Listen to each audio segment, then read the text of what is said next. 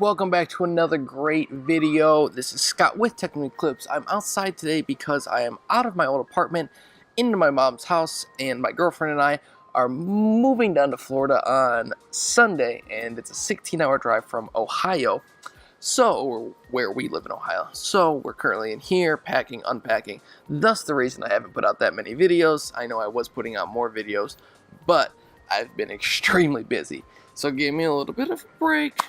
Alright, and don't forget to smash that like button if you think I'm nuts, subscribe, turn on notifications. I hate those channels. So, should you buy used tech? No. You should buy used tech, and here is why. I'm Scott with Techno Eclipse, and it's still super windy. I hope this isn't getting picked up. So, why should you buy used tech, not used tech? The first one is obviously price to performance, not even close. You can buy a MacBook Pro fully spec with 512 gigabytes of storage for $27.99 right now from Apple Store plus tax, and you got to factor that in, which is where I live is 7%.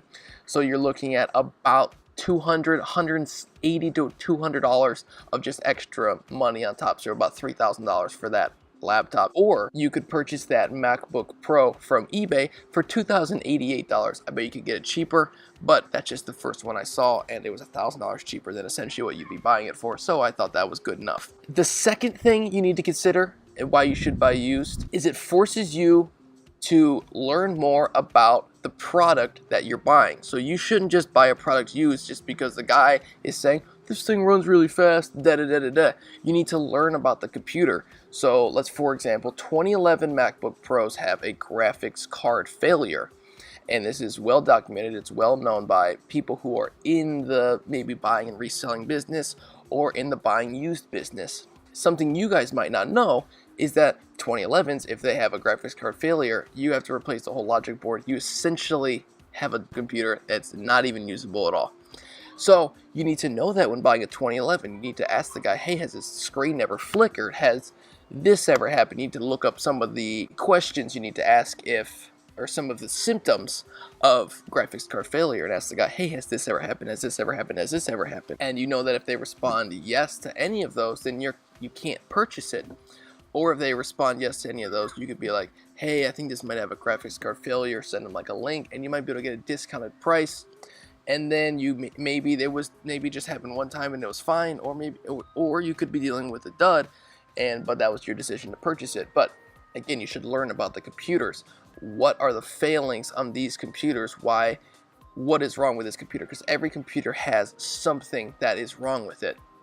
Dell computers, Acer computers, I mean, whatever. The list goes on and on and on, and you could always find a problem with those computers, but you need to learn about that problem before you purchase it, so that way you don't get screwed out of buying a computer that some guy's just trying to give away because he knows, oh, this has a graphics card failure in the 2011 case, but you might not know that, and he goes, oh, the screen flickers every once in a while, but it's fine. He knows that in like a month that thing's going to be totally dead. It's going to be a paperweight.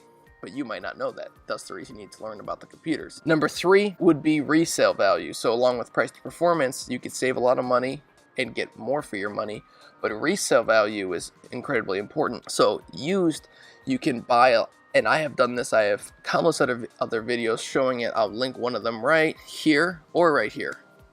One of these two spots. And I have countless other videos showing that you can buy computers used and sell them for profits. It's not that hard. You just got to be a little bit patient. But you can actually do this with your personal computer. So let's say you buy a computer and you use it for a year, but you know that you bought it for $200 under what it was worth, or $100 under what it was worth. And then in a year, when you're done with it, you could sell it for maybe a profit or break even.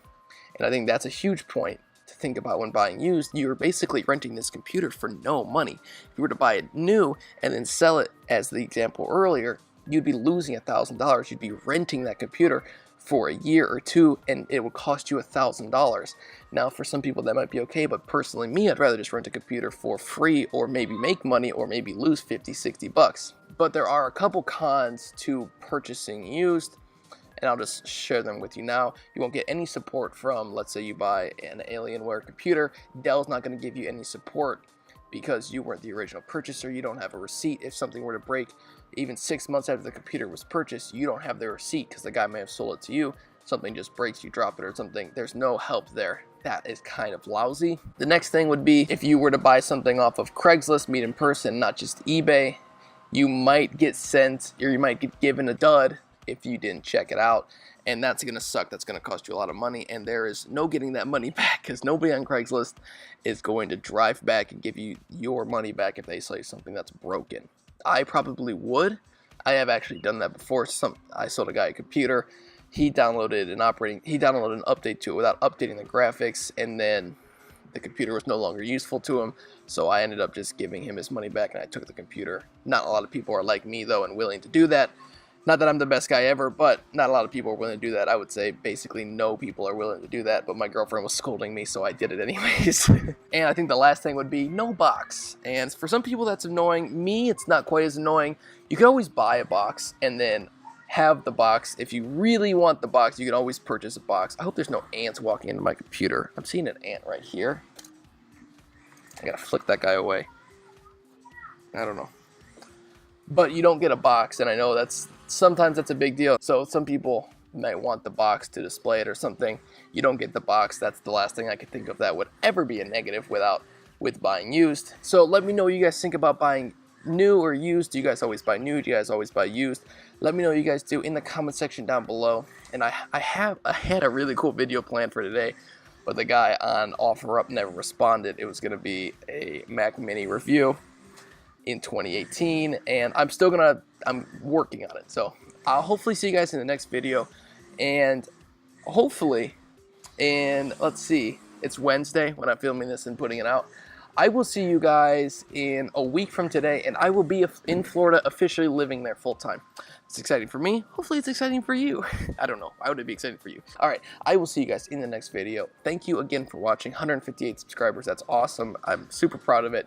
And I really appreciate all of the help. That's basically all I can say. It's amazing you guys are willing to watch, like, comment. That helps me a lot. I think that helps with the YouTube algorithm a little bit when people are obviously watching it, when they're liking it and commenting on it. And I really do appreciate it, and I do my best to try to respond to everybody. And if you want to talk to me on a more personal level, I have an Instagram that I'll link in the description. I'm not like begging for followers or anything, but I have 2 followers now, so obviously I'm not begging. But if you want to meet me on a more personal level or talk to me about anything related with tech, then I love talking to other people who love tech as much as I do. So again, this is Scott with Techno Eclipse. Thank you as always for everything, and I will see you in the next video. Peace out.